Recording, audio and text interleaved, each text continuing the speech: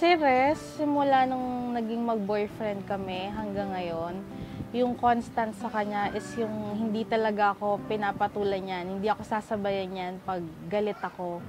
Parang kung naka-10 salita na ako, siya pa 0.5 pa lang. Hanggang dulo, hindi talaga yan papatol sa'yo. Tapos after, sasabihan pa ako, hihimasin lang yan likod ko.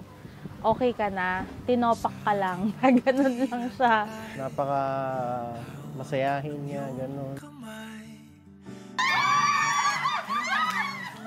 Kahit saan kami pumunta mo, laging masaya. Noon talagang pinafeel niya sa akin na sobrang mahal na mahal niya ako. Hanggang ngayon. Tapos si Res yung si Res yung tao na lahat ng ipinangako sa akin, tinupad niya. Actually, niyaya niya lang talaga ako mag-church wedding na tong January lang. Tapos sabi ko, sure ka ba? Sabi ko, may pera ba tayo? Kaya ba natin? Tapos nagulat ako sa sinabi niya, oo daw. Sabi ko, paano? Sabi ko ganyan. Kala ko, joke time.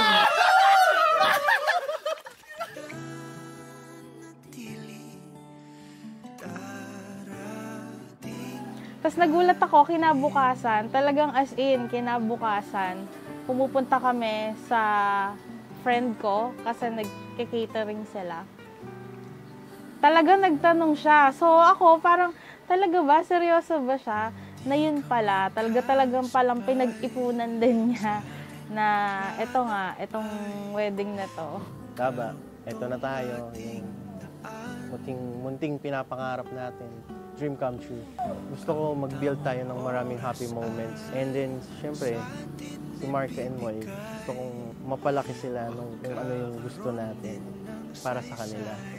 Ako kasi sobrang expressive ako sa asawa ko.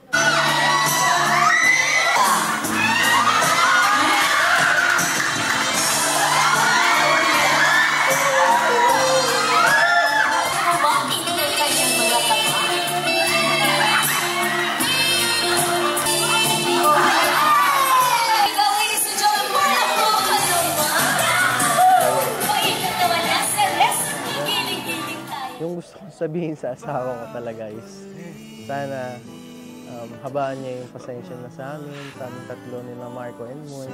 Pagpasensyahan mo kami kasi makalat kami, makulit, gano'n. Mahal na mahal ka namin. Tsaka kung meron man akong may pagmamalaki, yun yung swerte talaga ako sa asawa ko. Una niya, una kami nagkita sa office. Year 2018. Unang kita sa kanya, kala ko hindi siya graduate. Yung sa Fab lang siya, sa Fab Boys, tapos graphic artist pala siya. Halos sabay pa nga kami nag-onboarding. July 9, birthday ko na So yung office meron silang pa-surprise lagi. Siya may bit-bit ng cake ko. Tapos after nun, doon na nag-start na sabi niya, gusto nga doon niya manligaw, gano'n. Super charming niya. Tapos lagi pa niya akong binibigyan ng pagkain. One time, hiningi ko yung phone number niya. Naalala ko, chinat ko siya. Sabi ko, tinatanong ko, kumain ka na ba? Yun, doon nag-umpisa. Kaso, di ko kasi talaga siya type noon. Kaya sabi ko, may anak na ako, single mom ako, sabi ko. Tapos parang the next day, pagbaba ko, sabi na sa akin nung isang artist na, Miss may anak ka na pala. Sabi ko, ha? Sabi ko, dalagang-dalaga ako. Yun pala kasi sinabi niya daw dun sa isa naming co-work na kahit daw may anak ako, kahit daw single mom ako, gusto pa rin daw niya akong makilala at ligawan. Since nasa Manila kami, pinupunta ko siya dito sa Pampanga. Ganun, para ligawan. Niyaya ko siyang kumain sa labas. Lagi niya ako pinapasyal dito sa Pampanga. Pero nung naging kami na, syempre dinala ko din siya sa gusto niyang lugar. Sabi niya, naalala ko yung sinabi niya sa akin, kapag nagpakita daw sa iyo yung mayon, nakasama mo yung jowa mo, magkakatuluyan daw kayo. Sakto nung nasa bus kami, nakita namin yung Bulkan Mayon. Perfect talaga siya. Kaya tuwang-tuwa siya nun. Kasi nag-stop yung bus nun eh. Yun, nakita niya yung Bulkan Mayon.